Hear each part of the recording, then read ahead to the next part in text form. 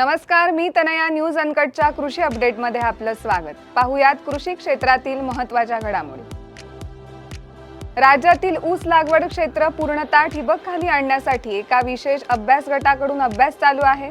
या गटाचा अंतिम अहवाल येत्या 2 महिन्यांत सादर केला जाईल, अशी माहिती माजी साखर आयुक्त व यशदाचे अतिरिक्त महासंचालक शेखर गायकवाड यांनी दिली.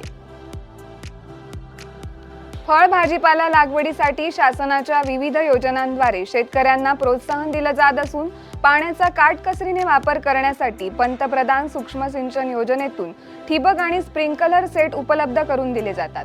मात्र भंडाऱ्यातील शेतकऱ्यांनी या योजनेला अपेक्षित प्रतिसाद दिला नाही. योजनेअंतर्गत चालू वर्षी एकूण 80 शेतकऱ्यांची निवड झाली होती. मात्र त्यापैकी 29 अर्ज अद्यापही प्रक्रियेत आहेत.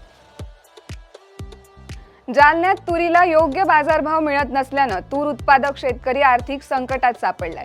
शासनानं नाफेडचं तूर खरेदी केंद्र लवकरात लवकर सुरू करण्याची मागणी तूर उत्पादक शेतकऱ्यांनी केली आहे. गेल्या वर्षी तुरीला 10 ते 11 हजार रुपये क्विंटल प्रमाणे भाव मिळाला होता. मात्र यंदा बाजारात तुरीला 7,200 ते 7,400 रुपये प्रति क्विंटल असा भाव आहे. त्यामुळे तूर उत्पादक शेतकरी हवालदिल झालाय. पंतप्रधान नरेंद्र मोदी यांच्या हस्ते 19व्या हप्त्याचं वितरण सोमवारी 24 फेब्रुवारी रोजी केलं जाणार असून पंतप्रधान किसान सन्मान निधी योजना केंद्र सरकारच्या कृषी आणि ग्रामीण विकास मंत्रालयाकडून चालवली जाते. या योजनेच्या माध्यमातून देशभरातील शेतकऱ्यांना दरवर्षी 6,000 रुपये दिले जातात. आतापर्यंत देशातील शेतकऱ्यांना पीएम किसान योजनेचे 18 हप्ते मिळाले असून आता पीएम किसान सन्मान निधी योजनेचा 19वा हप्ता शेतकऱ्यांना लवकरच मिळणार आहे. देशांतर्गत संत्रा फळांच्या गुणवत्ता सुधारात संशोधनात्मक पातळीवर गेल्या काही वर्षात अपेक्षित यश आलं नाही. त्या पार्श्वभूमीवर स्पेनच्या व्हॅलेन्सिया भागातून वाण आणि तंत्रज्ञान आणण्यासाठी नाशिकच्या सह्याद्री फार्मकडून पुढाकार घेण्यात आलाय. त्याकरिता केंद्रीय मंत्री नितीन गडकरी यांच्या समवेत 32 शेतकरी आठवड्याभराच्या स्पेन दौऱ्यावर आहेत. कृषी विभागाच्या विविध योजनांमधील 700 कोटी रुपयांहून अधिक अनुदान वाटप रखडले आहे. त्यामुळे केंद्राकडून थकीत अनुदान मिळवण्याचे आव्हान उभे ठाकले असून प्रधान सचिव आता प्रत्येक संचालकाकडून खर्चाचा आढावा घेत असल्याचं सूत्रांनी स्पष्ट केलंय.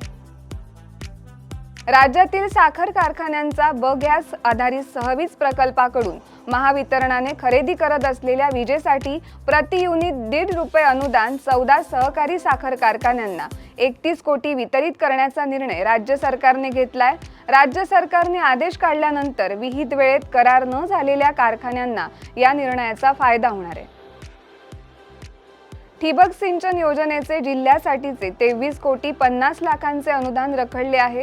त्यापैकी 7 कोटी 3 लाखांचे अनुदान आतापर्यंत मिळाले. त्याची वितरणाची प्रक्रिया सुरू झाली असून उर्वरित लाभार्थ्यांना अनुदान वाटपासाठी आणखी 16 कोटी 39 लाखांचे मिळणे अपेक्षित आहे. या बातमीसह वेळ झाली आहे इथेच थांबायची. तोपर्यंत पाहत राहा न्यूज अनकट.